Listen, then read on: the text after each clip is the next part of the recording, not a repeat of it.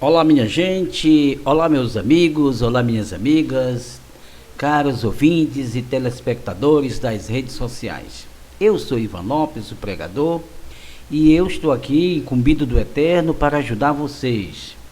Eu vou revelar quem é mesmo o dragão do Apocalipse capítulo 12. Há quase 2000 anos que os romanos inseriram mentiras nas Santas Escrituras, e eu vou revelar para vocês as mentiras estonteantes que estão aqui no capítulo 12 do Apocalipse. Há muito tempo eu senti vontade de falar para meus telespectadores das redes sociais um dos surpreendentes mistérios que tenho sobre o Apocalipse. Não é nada agradável aos conformados com as crendices populares. Quero desmascarar uma das mentiras inseridas pelos tradutores romanos no Apocalipse. Veja bem, no capítulo 12 do Apocalipse está escrito sobre um dragão que persegue ao filho da mulher. Também está escrito sobre uma batalha que houve no céu, Miguel contra o dragão. O que eu vou revelar para todo mundo que foi enganado por Roma é o seguinte: a cristandade toda pensa que esse dragão mencionado é Satanás. A cristandade recebeu das mãos dos tradutores da Vulgata Latina a certeza de que Miguel e seus anjos despencaram Satanás e seus demônios do alto do céu abaixo, com base na narrativa que diz: e houve uma batalha no céu, Miguel e o arcanjo contra Satanás. É claro que a narrativa está correta, mas as falcatruas seguintes desnortearam os leitores do futuro, motivando o desconhecimento de que essa batalha de Miguel contra o dragão é uma profecia do futuro e não um fato ocorrido há mais de 4000 anos atrás, contando do tempo da revelação de João. Meu intuito é aclarar para todo mundo espiritual que tudo isso são figuras do que ainda vai acontecer num futuro bem próximo. Portanto, os capítulos 11 e 12 do Apocalipse são profecias que preveem adventos futuros e nunca algo que aconteceu antes da fundação do mundo. Dizer que Satanás foi derribado dos céus com os seus anjos na terra para enganar as nações, tudo não passa de engano e mentiras mitológicas, invenções de pensamentos que transformaram a verdade em mentira. E isso já foi profetizado antes mesmo de eles tomarem posse das Escrituras. Refiro-me aos romanos. Leiam comigo o capítulo 12 e vejam as aberrações transformadas em aparentes verdades. Vamos começar pelo verso 3. E viu-se outro sinal no céu, e eis que era um grande dragão vermelho que tinha 7 cabeças e 10 chifres, e sobre as suas cabeças 7 diademas. Apocalipse capítulo 12, verso 3. Amigos, eu acredito que vocês ainda não haviam descoberto o que eu vou revelar, porque a contaminação espiritual bloqueia todas as possibilidades de se conhecer a verdade, fazendo imaginar que tudo que se leu ou se ouviu é verdade. Para quem até hoje acha que o dragão é Satanás, vai se decepcionar a partir de agora. João viu um dragão. Se ele tivesse visto Satanás, o suposto ser espiritual que a cristandade acredita, ele teria dito: e vi o dragão. João não teria usado o pronome indefinido mas teria usado o artigo definido o dragão.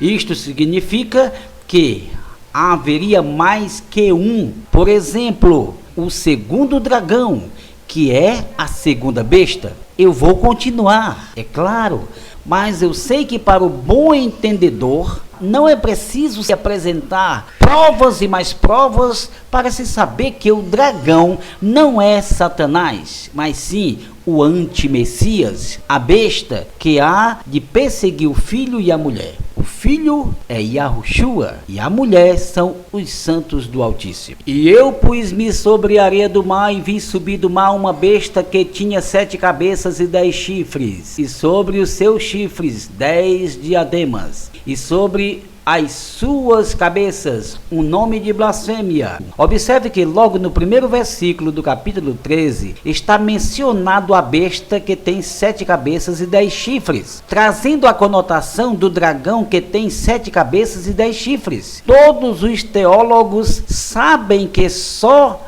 existe uma besta com 7 cabeças e 10 chifres e 10 diademas, que se divide em duas metaforicamente, e essas características estão no dragão, o que faz literalmente entender-se que o dragão é a besta e não Satanás. Sabe a causa desses problemas de cegueira espiritual? Os líderes assombraram seus co-irmãos, levando-os a pensar que o Apocalipse é um livro que ninguém entende, por isso ninguém é estimulado a ler este livro. Afinal de contas, eles querem mesmo é que todos fiquem sem entender para ficarem sempre vulneráveis à interpretação verdadeira. Quero que ponhais em vossas mentes que os capítulos 11 e 12 fazem parte da última trombeta.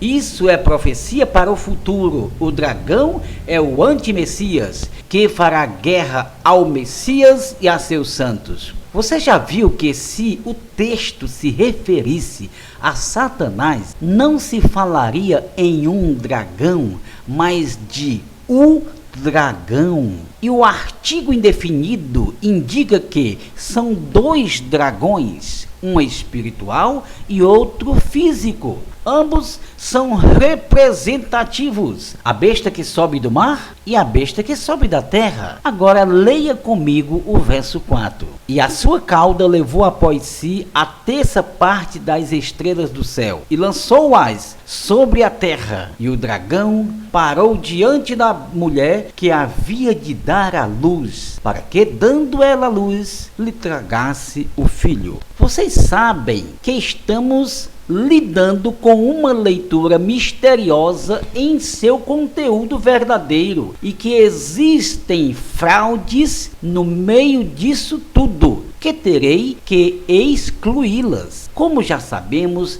que o dragão é o anti-Messias, a cauda que leva após si a 1/3 parte das estrelas do céu, isto significa que os aliados do anti-Messias, com o poder persuasivo do referido, fará com que muitos caiam do poder espiritual. Alude-se a muitas autoridades celestes que contribuirão para o governo do dragão, já que o seu poder é indubitavelmente fenomenal e estratégico. Disto está predito que o anti-Messias, se possível, enganaria até mesmo muitos dos escolhidos, os santos. E o dragão parou diante da mulher. A mulher não significa igrejas e nem religiões, nem Israel antigo e nem as filhas da Babilônia, mas a mulher significa um povo único, exclusivo, resgatado pelo sangue do Cordeiro para esse próprio fim, lutar contra o dragão e vencer juntamente com o Cordeiro. E eles o venceram pelo sangue do Cordeiro e pela palavra do seu testemunho, e não amaram as suas vidas até a morte. Agora leia comigo o verso 7 e descubra o que você não esperava. Então verás que essa batalha ainda não aconteceu. Nunca, como disseram os romanos, que já aconteceu essa guerra no princípio dos séculos. Miguel e seus anjos derribaram Satanás e seus demônios. Mentira! E houve batalha no céu. Miguel e os seus anjos batalhavam contra o dragão, e batalhavam o dragão e os seus anjos. Miguel é a figura de Yahushua, o filho da mulher. Os anjos do Miguel são os santos emissários do presente que hão de enfrentar o dragão, o antimessias. Os anjos do dragão são os aliados da besta, antimessias. Veja essa referência sobre a besta e concordarás comigo. Vimos que o dragão abriu a sua boca e lançou um rio após a mulher, quer dizer, seus enganos, suas mentiras contra os santos. Veja Apocalipse capítulo 13, versos 5 e 6, falando do mesmo dragão antimessias, ou besta. E foi-lhe dada uma boca para proferir grandes coisas e blasfêmias, e deu-se-lhe poder para agir por 42 meses, e abriu a sua boca em blasfêmias contra o Eterno, para blasfemar do seu santo nome e do seu tabernáculo e dos que habitam nos céus. É isso que fará o antimessias, o dragão. Agora vocês verão a segunda chave das mentiras dos romanos quando traduziram as escrituras para a Vulgata Latina. Todas as referências que trazem esses textos bíblicos apresentam a grande tribulação, 7 anos que o antimessias, o que é chamado aqui dragão, irá governar sobre a terra, e os 3 anos e meio do seu governo será de muita paz e muita bonança. Quando for descoberto que esse antimessias não é o verdadeiro Messias, então a sua face cairá e ele começará a grande batalha contra Miguel e os seus anjos. Ou seja, ele começará a grande guerra contra Yahushua e os seus santos. E são 3 anos e meio, 1260 dias.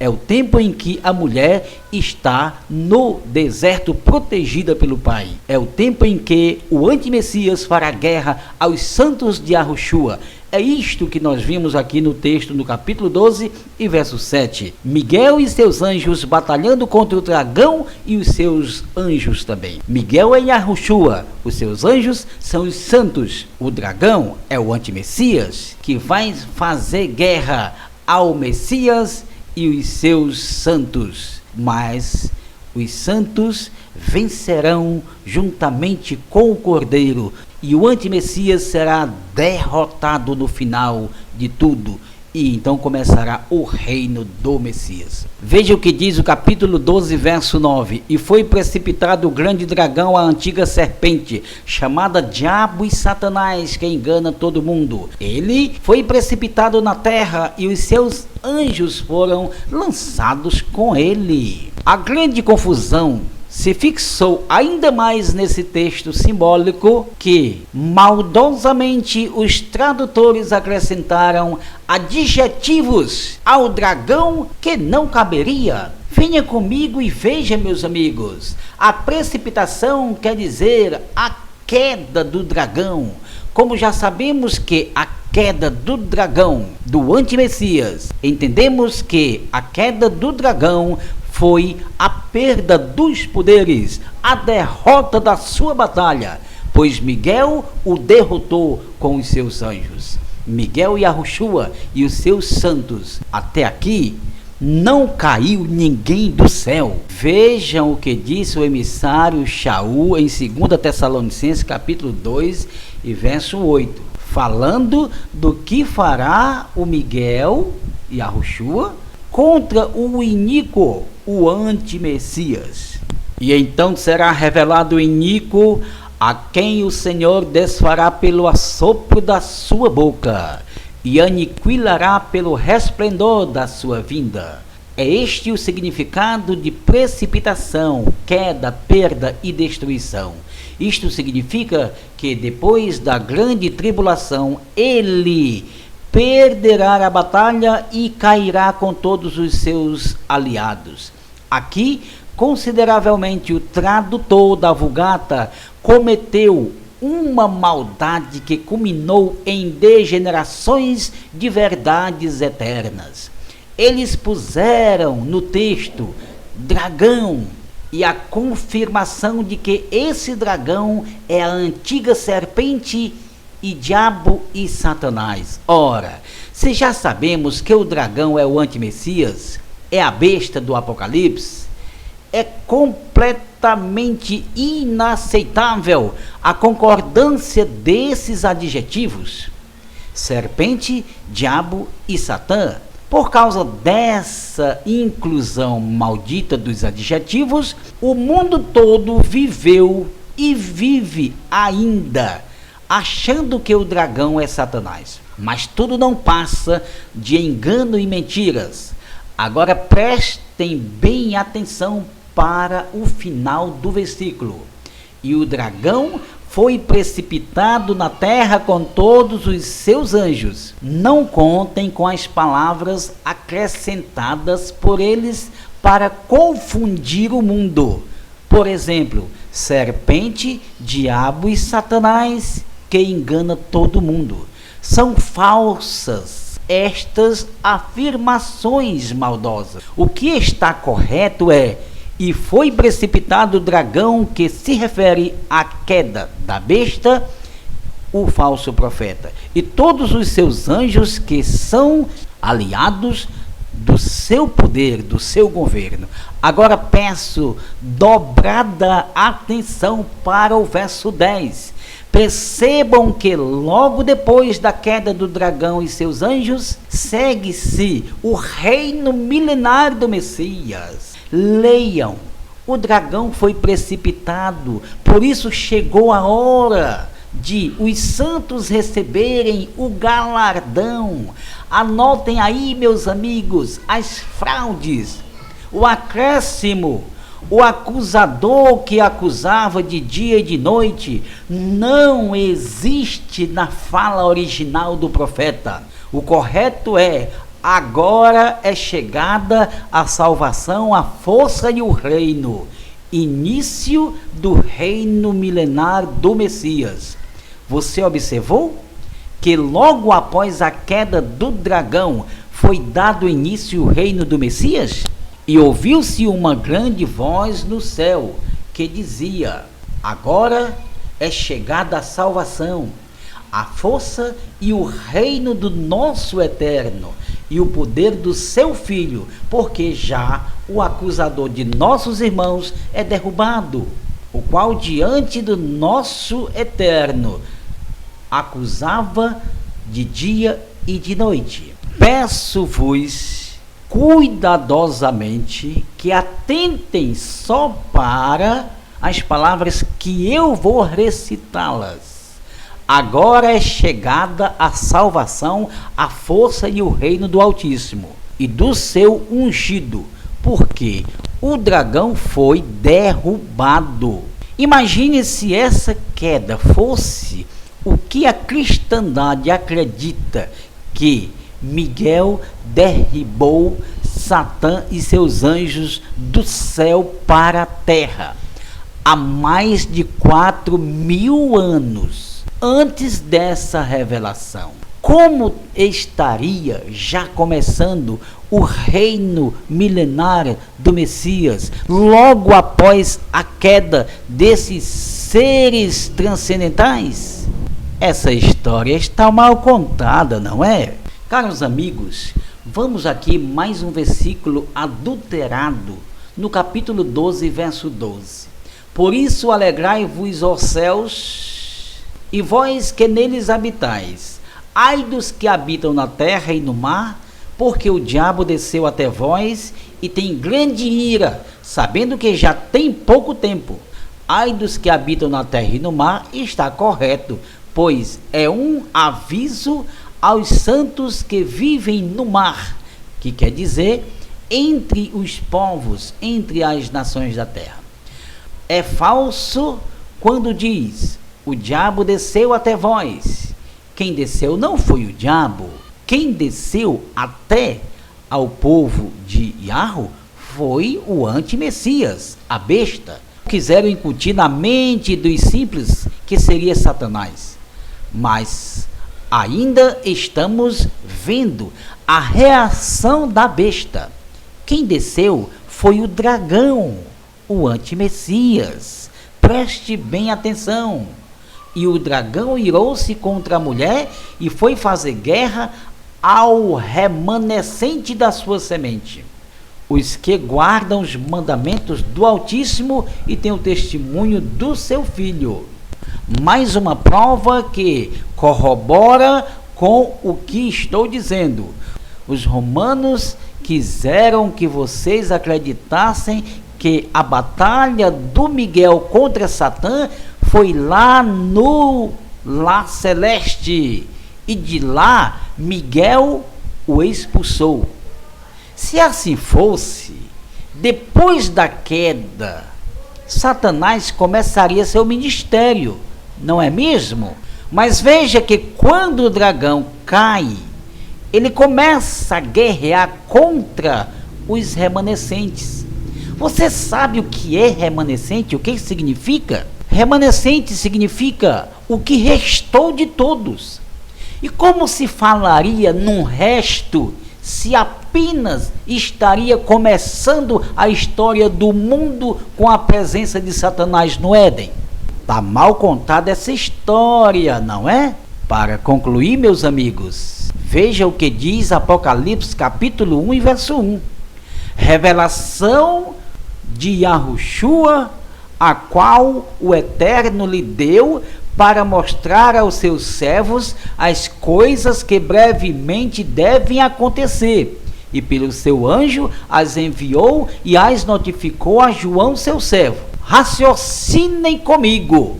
Sendo o Apocalipse uma profecia para revelar as coisas no futuro, como João estaria falando de uma suposta queda literal de seres transcendentais, despencando-se do alto para baixo há mais de 4.000 anos passados?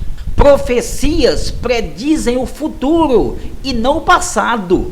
Então, tudo o que vemos aqui são profecias do futuro e não narrativas de historiador. João viu os sinais da aparição da besta, da grande tribulação, da derrota do anti-Messias, a queda dos poderes das trevas e o início do reino milenar do Messias. Advirto com amor tudo que vocês lerem no Apocalipse, que deixem vocês achando que se refere a coisas passadas, rejeitem-nas, principalmente quando falar desse hipotético Satanás. Se ficou alguma dúvida, me escreva. Eu estou aqui para ajudar você. Se alguma coisa nesse texto eu não consegui falar, não me lembrei de falar, estou aqui para ajudar você. Fale comigo na Yeshua, @hotmail.com. Eu estou aqui para te ajudar.